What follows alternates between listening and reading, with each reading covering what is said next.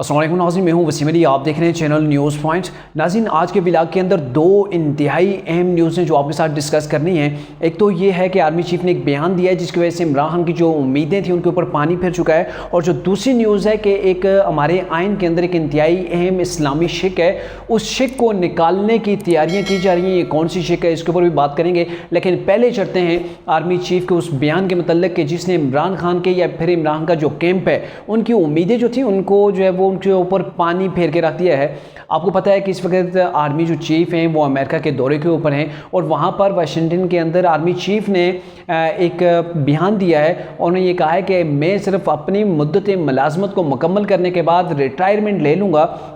जबकि इमरान खान की ये उम्मीदें थी, इमरान खान का ये मुतालबा था कि जो आर्मी चीफ हैं इन्हीं को एक्सटेंशन दी जाए। और साथ में आर्मी चीफ ने एक और इंतहाई अहम बयान दिया है, वो ये है कि पाक फ़ौज ने अपने आप को सियासत से अलग कर लिया है और अब बतौर इदारा पाक फ़ौज जो है अलग ही सियासत से रहना चाहती है। तो ये दो ऐसे बयानात हैं आर्मी चीफ की जानिब से जो कि इमरान खान के लिए काफ़ी मायूसी का बास हैं। और क्यों मायूसी का बास है ये आपको मैं तफसील से बताता हूँ, क्योंकि आपको पता है कि जब 2018 के अंदर गवर्नमेंट आई थी तो पब्लिकली जो आवाम के अंदर एक तासर पाया जाता था, उनके अंदर यही तासर था कि इमरान खान को लाने वाले यही आर्मी है, उन्हीं की सपोर्ट की वजह से इमरान खान जो वो आगे चल रहे हैं। और बाद में गवर्नमेंट की मौजूदगी के अंदर इमरान खान ने भी ऐसे दावे किए कि हम एक पेज के ऊपर हैं, जो इससे पहले कभी कोई जो है वो गवर्नमेंट और ये इदारा जो है वो कभी एक पेज के ऊपर नहीं हुए। तो उस वक्त इमरान खान बड़ी तारीफ़ों के पुल बांधा करते थे। अब ये जो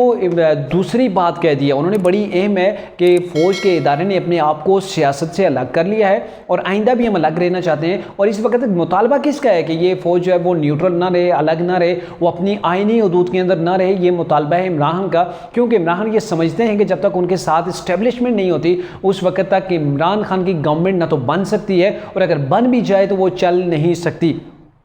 क्योंकि 4 साल जो इमरान की गवर्नमेंट रही है या 2018 के अंदर जिस तरीके से इमरान को लाया गया था तो उसके अंदर बड़ा वाज़ेह ये तासर था कि इमरान खान अपने बलबूते के ऊपर नहीं आए हैं, ना ही उनको पास इतनी सीटें थी कि वो गवर्नमेंट अपनी बना सकें। कैसे आए, कौन सी इंजीनियरिंग हुई, वो सब जानते हैं और इसके ऊपर जो है वो पब्लिक का ये तासर जो है वो पब्लिक है। अब मामला ये है कि इमरान खान जैसी जबकि उनकी गवर्नमेंट गई है उसके बाद आपने देखा होगा जलसों के अंदर कैसे वो गिड़गिड़ा कर वो एक किस्म की अपनी तरफ से रिक्वेस्ट करते थे, अपील करते थे कि आप पाकिस्तान के चौकीदार हैं, आप जो है वो न्यूट्रल नहीं रह सकते, आपको स्टैंड लेना पड़ेगा। मतलब कि आप इमरान खान के साथ आके बैठ जाएं, इमरान खान को मजबूत करें, इस जो मौजूदा अभी गवर्नमेंट है इसको निकाल बाहर करें और फिर से इमरान खान को गवर्नमेंट दे दें।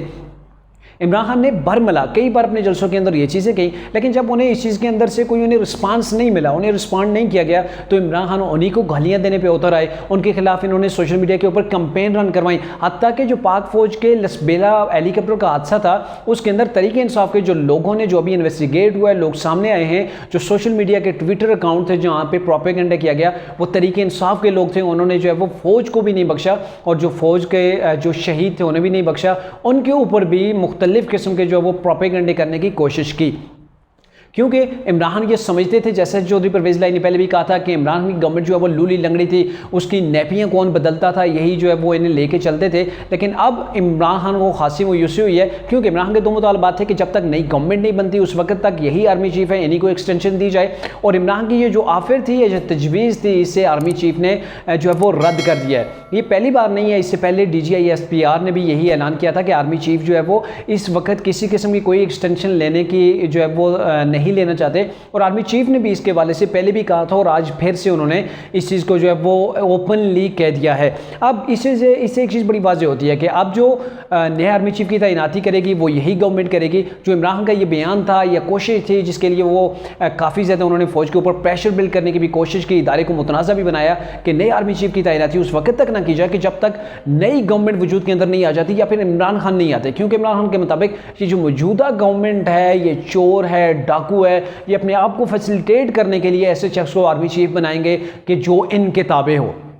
ये बकौल इमरान खान के, ये इमरान खान की जो है वो प्लानिंग थी, वो ये चीज़ कर रहे थे। अब मामला ये है कि फ़ौज ने तकरीबन पिछले साल 1.5 साल से अपने आप को साइडलाइन किया है, अपनी आइनी हदूद के अंदर आ गए हैं। और क्योंकि इमरान खान की जो सिफर कारकर्दगी थी, जिसकी वजह से जो है वो मुल्क को भी काफ़ी नुकसान उठाना पड़ा, और अवाम की नज़र के अंदर, अवाम का जो तासर था, अवाम की नज़र के अंदर इस चीज़ का अकेले इमरान खान जो है वो ज़िम्मेदार नहीं थे, क्योंकि अवाम ये समझती थी कि इमरान खान के साथ अगर कोई और इस चीज़ का ज़िम्मेदार है तो वो फ़ौज को समझते थे, या फ़ौज के कुछ जर्नल्स को, जिन्होंने इमरान खान की मामलत की, इमरान खान को सपोर्ट किया। और इसकी वजह से पब्लिक के अंदर जो आर्मी का अपना जो एक मोराल है उससे डाउन किया गया। तो इस चीज़ को देखते हुए आर्मी ने अपने आप को जो है वो साइडलाइन किया है। किसी किस्म की कोई भी जो पॉलिटिकल एक्टिविटी है, उन्होंने कहा जी हमारा इससे कोई तल्लक नहीं। इमरान खान गवर्नमेंट बनाते हैं, नवाज शरीफ बनाता है, पीपल्स पार्टी बनाती है, कोई भी बनाता है, अपने बलबूते के ऊपर आप जो कर सकते हैं सियासत के अंदर आप करें। तो इससे इमरान खान की जो उम्मीदें थी वो ख़त्म हो गई हैं, दम तोड़ रही हैं, क्योंकि इमरान खान को पता है कि 2014 का जो उन्होंने धरना दिया था वो कैसे कामयाब हुआ था। और अभी के जो धरने की तैयारियां की जा रही हैं, रोज़ तारीखें दी जाती हैं, अगला हफ्ता करते करते तकरीबन 2 महीने गुजर चुके हैं, लेकिन अभी तक इमरान खान वो जिस समुंदर की बातें करते थे कि ठाठे मारता हुआ समुंदर में निकालूंगा, वो निकालने में यकसर कंप्लीटली कुल्ली तौर पर जो वो नाकाम रहे हैं। और इसकी बड़ी वजह भी यही है कि उन्हें वो सपोर्ट नहीं मिल रही जो माजी के अंदर उन्हें मिला करती थी। और इसी वजह से इमरान खान को तशवीश है कि आने वाले इलेक्शन के अंदर वो जो है वो गवर्नमेंट की दौड़ से जो बाहर हो जाएंगे।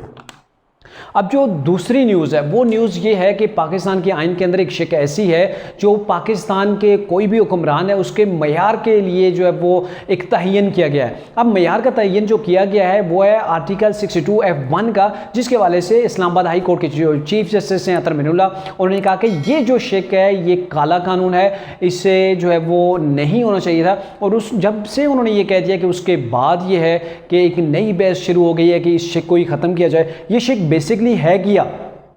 इस शिक के अंदर 2 चीज़ें आती हैं कि कोई भी जो पाकिस्तान का जो लीडर होगा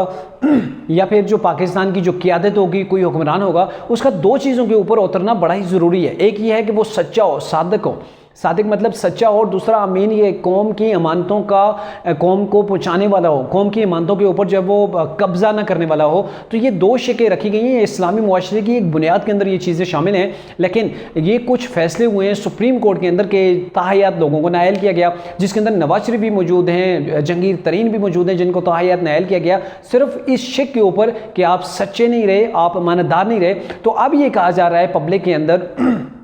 जो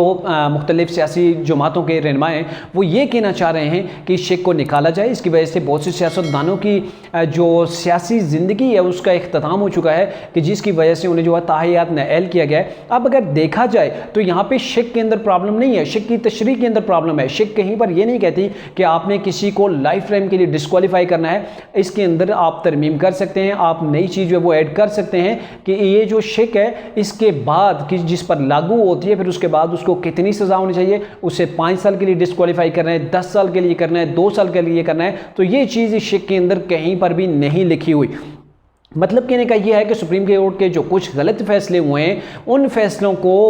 वजह बनाकर, उस चीज़ को बेस बनाकर इस पूरी की पूरी शिक को निकालना ये इंतहाई नाइंसाफ़ी होगी। क्योंकि हमारे जो हुक्मरान हमारे ऊपर जो मुसल्लत होते हैं, अगर वो सच्चे ही नहीं हैं या फिर वो कौम की अमानतों को कौम तक पहुँचाने वाले ही नहीं हैं, वो गासिब हैं, अपने पेट की पूजा करने वाले हैं, अपने जो है वो अकाउंट भरने वाले हैं, तो फिर पाकिस्तान का क्या बनेगा, पाकिस्तान की आवाम का क्या बनेगा। लेकिन इस शिक को अभी मुख्तलिफ जमातें बड़ी सरगर्म हो चुकी हैं इसके हवाले से कि आर्टिकल 62F1 को जो है वो ख़त्म किया जाए, कि ये जो इसका कानून के अंदर ये काला कानून है। तो ये चीज़ ऐसी है कि इस्लामी जो हमारा आइन है, इस्लामी आइन है, इस्लामी आइन के अंदर ये जो शिक है ये इंतहाई इंपॉर्टेंट है। लेकिन इसको एक वजह बनाकर गलत फैसलों को आप दुरुस्त करें, बजाय कि उन गलत फैसलों को आप उसे दुरुस्त करें, नए सिरे से तशरीह करें, आप इसी शिक के पीछे पड़ गए कि ये काला कानून है। ये पाकिस्तान के आइन के साथ भी नाइंसाफ़ी है और पाकिस्तान की आवाम के साथ।